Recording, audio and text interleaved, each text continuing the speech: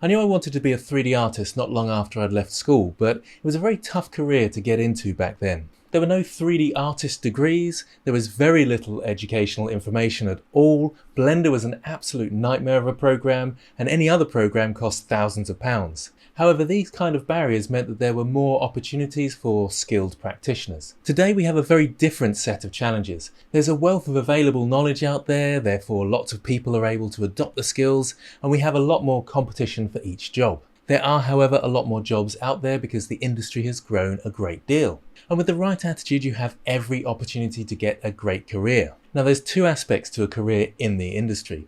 One, there's a large amount of technical and artistic knowledge you need, and two, you have to find work. Lots of people obsess about one over the other, but you really need to cultivate both in order to get anywhere. So I've tried to break it down into my do's and don'ts as if I were starting a game dev or 3D artist career from scratch today. And of course I've left the most important to last because that's a desperate attempt to make you watch the whole video in the hopes that in some way that will improve this video's rating on YouTube.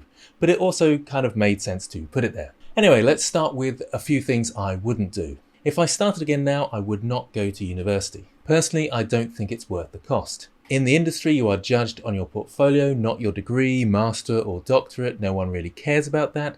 But it costs in the UK $30,000 to go to university. In the US, it costs $100,000 to $200,000. And yes, of course, if you're in a country where it's heavily subsidized or free, then definitely go for it. But if it were me in this country, I certainly wouldn't, and I would save myself that money. Not to say that you won't need to spend money, but let's try and keep that to a minimum so you can have more time for learning rather than trying to earn money to pay for the learning. Ideally, we're trying to make as much time as we can for learning, so we don't want to be getting part-time jobs to pay for that learning if we can avoid it. Now, the next trap that I see some people falling into is buying lots of cool equipment or a really powerful computer. Yes, if you haven't already got a computer, you will need a computer, certainly.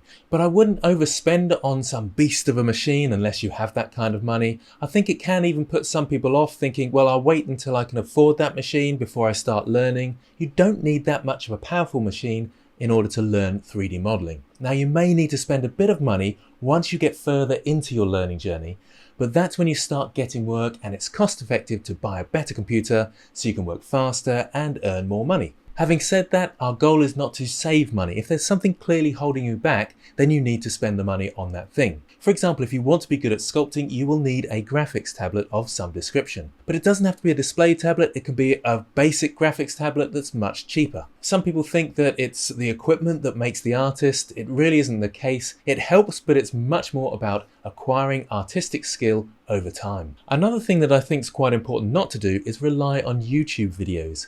Now, this will sound strange coming from someone that creates YouTube videos, and maybe when you're first discovering 3D, you might want to try out a few different things and therefore jump into a few YouTube videos just to get a taste. YouTube's also a great place where you can find people that you like their teaching style and what they do, and then you can go further and buy a course from that person. And of course, I would be saying that because I'm trying to sell courses, but that's how I would do it today if I had my time again. YouTube, of course, is great if you have absolutely no money at all, and I'm not saying there aren't some very good channels out there. It can be really tough jumping around the place from one video to another, trying to get all the information you need. You just don't get a methodical learning journey that way. The YouTube creators can't cater to beginners all the time, and finding your level can be difficult. They're also fighting against the algorithm to be entertaining and quick with kind of exciting editing. You'll see lots of videos which are 5 tips on this or this one essential thing. But you can't really make a methodical learning journey out of that. And if I had my time again, I would certainly buy a few courses and go through them methodically. Paid for courses are better than YouTube videos because you learn in a sequence that usually builds up if the course is done well anyway. This, of course, is where I advertise my own courses, links in the description, which of course are designed to be very methodical from a teaching professional. My courses are available on gamedev TV, and with any course you buy, you have the teaching assistants available almost any time of the day for free to help you, so you shouldn't be stuck for long. Now, if you've got this far along in the video, you obviously actually care about a career in the games industry, so this might be of interest to you. For a few days only, till the 3rd of August, gamedev TV are offering lifetime membership. So you'll have access to every course they've ever made, including all my courses and every course they will ever make in the future. There's a link in the description if you're interested in that. I will mention another good provider that I rate highly is CG Boost. They have a good learning journey to their courses, so worth checking them out. Just so it's not all about me and Game Dev TV, I'll put another link in the description. Now, another thing that I wouldn't do is just learning 3D modeling or games design skills. The industry is hard to get into. You will need to learn a few skills about selling yourself and your work. So I'd also be looking into that area, looking at how other people sell themselves, maybe even taking some courses on those type of areas. Now, unfortunately, and this might be very hard to hear for some people, this is a tough industry for people that find it hard to communicate with others. And if you feel you have a real difficulty in that area, then do look at courses on that subject. They can really help. You really want to try and make it so you are easy and in fact a pleasure to work with. I've hired people in the past, and the people I choose are those that are easy to work with over those that might be a little bit more skilled. So those are some of the things I wouldn't do. Let's get a little bit more positive and talk about what I would do. I'd certainly prioritize learning to start with. So I wouldn't think about finding a job straight away. I think that can be a bit distracting, and you need a fair bit of skill before you try and find work. If I was able to, then I'd treat my life as if I was studying at uni for a year. And ideally, I think I'd like to focus for a year, but at least a few months if you can handle it. And I'll be dedicating that time to learning the programs that I need, but also the artistic skill, which is neglected by many people. And I'm a big believer that you do need artistic skill in order to make it in the industry. It certainly will help you massively. And I think that's the difference between real professional work and a mediocre artist. Now, finding all this time to learn can be really tough, especially if you have a job. If that's the case, you may have to space the learning out over a few years or a longer time span. Maybe give up something that's not so important to you, like computer games or TV for a year, and take this up instead. And I know this is very much up to the individual and their situation, but I'd really try and make it a priority that you can consistently and regularly spend time on. The next thing that I think is really important and I'd want to spend time on is establishing my learning pathway. Now, it might sound strange, but I would want to find out what I really need to learn. Don't just jump in and say I'm going to make this wonderful game. Figure out all the stages and break them down into time frames. Again, if it were me, I'd probably want to do a basic project, a really simplistic project where I go through each of the different disciplines needed. Something like making a really basic Minecraft type character that's got really simplistic rubbish animations, taking that from Blender, if you're using Blender, and putting it into whichever game engine you want. That way I would have a basic understanding of each of the steps that I need to learn. Then I can focus on each of those, let's say 1 month doing modeling, 1 month doing texturing, and so on. If you do want to know all the stages of making models for games, then check out the video, The Complete Guide to 3D Modeling, link in the description. And card in the corner probably. The next thing that I would want to do is start getting used to using social media tools for self-promotion. I wouldn't jump into this straight away. I would want to develop my skills first, but when the time's right, I'd want to start putting effort into my portfolio and my online presence. So not just social media, but forums and trying to get some feedback.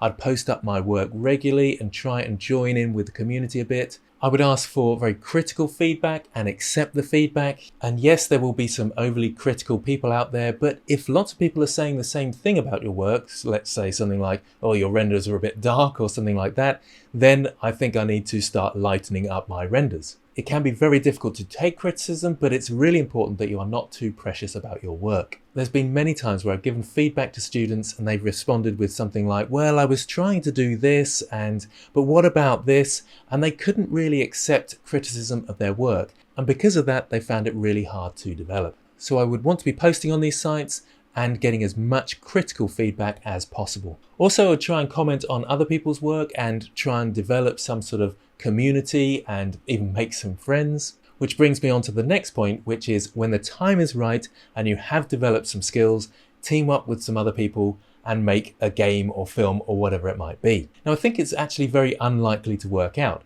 but you treat it as a learning experience and a portfolio piece. Who knows, you might make something cool, but more importantly, the experience will be invaluable. Working as part of a team, even on failed projects, can be great for the CV and you get lots of portfolio pieces out of it. You generally develop a lot faster as well. It helps to be able to problem solve with others.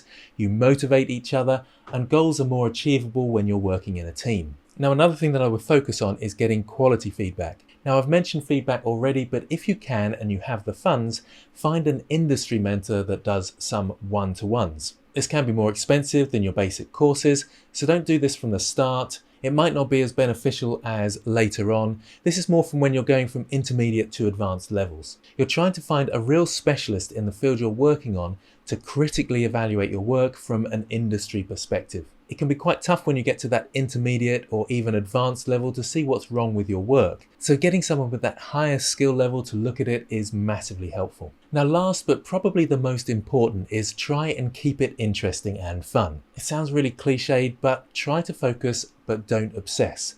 Burnout is a really common occurrence in this industry, and lots of what I've mentioned in this video can be hard work and very taxing. Embrace failure because that's how we learn and grow. Now, if you're finding it a constant battle and it's really hard to stick to your learning pathway, then you need to back off a little. Make things a bit easier so that you stick to them.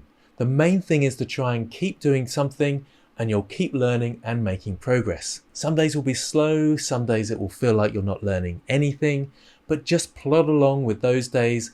Maybe find some easy wins, simple projects, and enjoy the process. Then you'll have those other days which are really positive and wonderful. Hopefully there won't be too many of those darker days. So that's all the things that I would focus on and some of the things that I wouldn't do. But there is one last thing that I noticed that it really doesn't get thought about a lot in this industry, but it will make a huge difference to your learning journey. And that is not to disregard your health or your sleep. Sleep is really important for learning. Not only do you function much better when you have a good amount of sleep, but sleep apparently is essential to the learning process. So make sure you're getting enough sleep and try not to have a really horrendous diet and get regular exercise. It sounds like I'm going very much down a life coach route here, but I do notice it in the students that I have taught in the past. Those that have a kind of positive attitude towards their health and exercise and sleep are far more capable of developing habits that are conducive to learning. So please try to not disregard those things. I hope you found this video useful. If you do have any thoughts yourself, then do comment below. I do like to read all those comments and maybe say something like, I'm still with you, Grant, if you're still here right to the very end. I always enjoy seeing that. Thanks for watching, and I'll see you next time.